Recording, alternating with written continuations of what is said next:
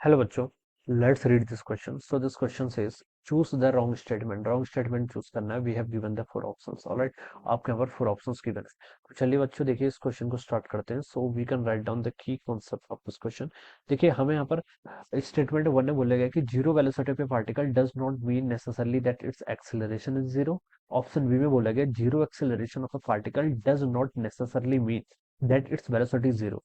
Sewer बोल गया the speed of a particle is constant then its acceleration must be zero. D is none of this.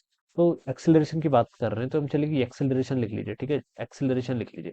Acceleration this will be the key concept of this question. बच्चों acceleration होता क्या है? Acceleration होता है आपका आपकी जो वेलोसिटी की चेंज होने की रेट होती है. ठीक है, इसको आप ऐसे लिख सकते हैं rate of change of acceleration. ठीक है, rate of change of velocity. ठीक है, rate of change of acceleration कुछ नहीं होता है. ठीक है, rate of change of velocity होता है. Rate of change of velocity से हम क्या बोलते हैं? आपका एक्सेलरेशन बोलते हैं. इसको हम रिप्रेजेंट ऐसे करते हैं acceleration a vector quantity it is equal to d v by d. अगर मैं इंस्टेंटेनियस डिफाइन कर रहा हूँ तो डीवी बाई डी करूंगा, और अगर मैं एवरेज या फिर किसी टाइम इंटरवल में डिफाइन कर रहा हूँ तो delta we by delta T से लिखूंगा. ठीक है, but this is the basic definition. Rate of change of velocity आपका एक्सेलरेशन कहलाती है. ठीक है, एक्सेलरेशन देखिए बच्चों वेक्टर क्वांटिटी. वेक्टर क्वांटिटी है तो उसमें दो चीजें होनी चाहिए. क्या? एक तो आपका मैग्नीट्यूड होना चाहिए. ठीक है, वेक्टर क्वांटिटी में दो चीजें होती है, मैग्नीट्यूड एज वेल एज दूसरी क्वांटिटी क्या होती है? आपकी डायरेक्शन. ठीक है, तो अगर दोनों चीजें सेट होंगी तभी हम बताएंगे कि आपकी कोई क्वांटिटी क्या है, वेक्टर क्वांटिटी है. ओके, अब बच्चों देखिए स्टेटमेंट्स आगे मूव करते हैं. पहले स्टेटमेंट में बोला गया कि zero velocity of A particle does not necessarily mean that its acceleration is zero. ठीक है, तो ये स्टेटमेंट तो बिल्कुल ट्रू है. ठीक है, देखिए बच्चों इसका मतलब ये हुआ कि zero velocity particle does not necessarily mean कि अगर किसी पार्टिकल जैसे इसको ऐसे समझ लीजिए. देखिए जैसे एक पार्टिकल को आपने थ्रो किया. ठीक है, आपने इसको थ्रो किया, it will have some initial velocity. और पार्टिकल जाएगा जाएगा जाएगा मैक्सिमम हाइट पर जाएगा. ठीक है, मैक्सिमम हाइट पर जब ये पहुंच जाएगा. ठीक है, देखिए किसी भी स्टैंड पर अगर मैं पार्टिकल की एफबीडी बनाऊं then it will have some velocity in the forward upward direction. ठीक है, और एक्सेलरेशन ड्यू टू ग्रेविटी ये आपका जो जी होता है ये तो ऑलवेज डाउनवर्ड डायरेक्शन में लगेगा.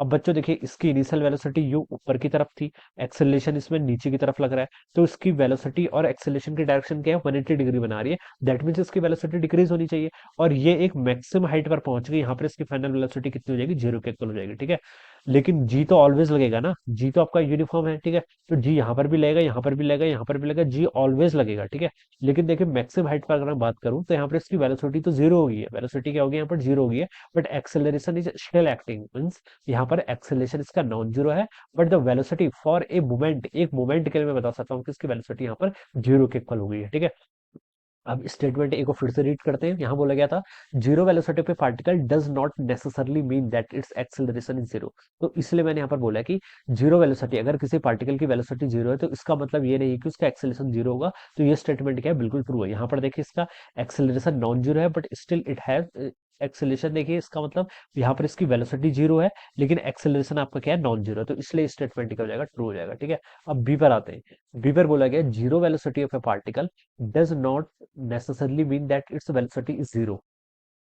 जीरो एक्सेलरेशन, इस बार एक्सेलरेशन जीरो है, does not necessarily mean that its velocity zero. तो ये स्टेटमेंट बिल्कुल ट्रू है. ठीक है, अब बच्चों कोई बॉडी मान लीजिए आपकी यूनिफॉर्म मोशन कर रही है. ठीक है, यूनिफॉर्म मोशन कर रही है यानी कि मतलब स्पीड उसकी कांस्टेंट है. ठीक है, या फिर आप ऐसे बोल दीजिए चलिए कांस्टेंट वेलोसिटी से मूव कर रही है. अगर स्ट्रेट लाइन में मूव करेगी तब मैं ये बोल सकता हूँ कि वेलोसिटी भी उसकी कांस्टेंट है. ठीक है, क्योंकि मुझे डायरेक्शन को भी कंसिडर करना पड़ेगा. ठीक है, अगर कोई बॉडी स्ट्रेट लाइन में मूव कर रही है with constant speed and along rectilinear path. ठीक है, then we can say that its velocity is constant. Velocity constant है, इसका मतलब यहाँ पर इसका एक्सेलरेशन कितना होगा? जीरो के इक्वल हो जाएगा. ठीक है, अब यहाँ पर देखिए स्टेटमेंट बी को रीड करते हैं. Zero acceleration of A particle, particle का एक्सेलरेशन जीरो है, बिल्कुल ट्रू है. Does not necessarily mean that its velocity zero. ठीक है, तो वेलोसिटी तो देखिए कांस्टेंट है, कुछ है नॉन जीरो वेलोसिटी हो सकती है, बिल्कुल हो सकती है. तो इसलिए ये स्टेटमेंट क्या हो जाएगा? आपका ट्रू. इसलिए मैंने बी स्टेटमेंट क्या किया है? ट्रू मार्क किया. ऑलराइट, अब आगे मूव करते हैं. देखिए सी पर आप यह है कि if the speed of the particle is constant then its acceleration must be zero. ठीक है, तो ये तो रॉन्ग हो जाएगा बच्चों. ये तो देखिए आपने स्टैंडर्ड केस है सर्कुलर मोशन का. ठीक है, सर्कुलर मोशन में देखिए क्या होता है, कोई बॉडी अगर आप क्या करती है सर्कुलर पाथ में मूव करती है. ठीक है, इसके पास क्या होगी? इसकी देखिए स्पीड तो कांस्टेंट रहेगी. ठीक है, वेलोसिटी ऑल दो सर्कुलर मोशन में क्या होता है? वेलोसिटी तो ऑलवेज चेंज हो रही है. वेलोसिटी क्यों चेंज होनी है? क्योंकि देखिए अगेन वेलोसिटी क्या होती है? Magnitude plus direction. ठीक है, मैग्नीट्यूड कांस्टेंट है यानी कि स्पीड वाला पार्ट क्या हो गया? उसका कांस्टेंट हो गया, but direction is always changing. ठीक है, अगर कोई ऑब्जेक्ट सर्कुलर मोशन करता है that means it's velocity is always changing. वो कैसे फाइंड आउट करके टेंजेंट ड्रॉ कर लीजिए किसी भी पॉइंट पर, ठीक है। और टेंजेंट ऑलवेज क्या होगा, डिफरेंट डिफरेंट डायरेक्शन देगा। तो बता सकता हूँ वेलोसिटी तो यहाँ पर क्या कर रही है, इसकी वेरी कर रही है, ठीक है। लेकिन अगर कोई पार्टिकल कांस्टेंट स्पीड से मूव करता है, तो जो उसका एक्सेलरेशन होता है, सेंट्रीपिटल एक्सेलरेशन, वो किसके इक्वल होता है, वी स्क्वायर बाई आर, ठीक है। ये वी स्क्वायर क्या बताता है, वी स्क्वायर स्पीड बताता है ऑलवेज। वी क्या देखिए वी का स्क्वायर हो गया तो स्पीड ही बताएगा ना, मैग्नीट्यूड की बात कर रहे हैं, ठीक है। तो हम एक्सेलरेशन किस पर डिपेंड करता है, आपका स्पीड पर डिपेंड करता है, ठीक है। और अगर स्पीड इसकी क्या है, नॉन जीरो होगी, that means acceleration must B non zero. लेकिन यहाँ पर लिखा है it's acceleration must be zero, तो इसलिए ये स्टेटमेंट आपके यहाँ पर रॉन्ग हो जाएगा, ठीक है।